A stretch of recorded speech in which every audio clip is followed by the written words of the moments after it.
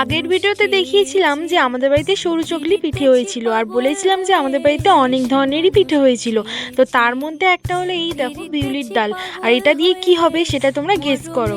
আর এইদিকে মা কড়ার মধ্যে সুজিটা ভালো করে ভেজে নিয়ে তার মধ্যে একটু উষ্ণ গরম জল দিয়ে দিয়ে ভালো করে মাখিয়ে নিচ্ছিল, কারণ এটা দিয়ে হবে নারকেল পিঠে।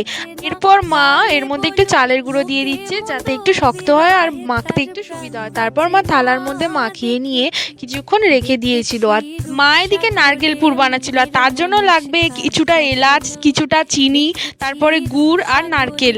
তো এইগুলো দিয়ে ভালো করে মা পাক দিয়ে নিচ্ছিল নারকেল পুরের জন্য। আর কে কে নারকেল পিঠে খেতে ভালোবাসো প্লিজ কমেন্ট করে জানিও। আর এইদিকে মা নারকেলটা যতক্ষণ অবধি এরকমভাবে পাক দিচ্ছিল ততক্ষণ আমি একটা অন্য পিঠে বানিয়ে নিচ্ছিলাম, যার নাম হলো চুষি পিঠে।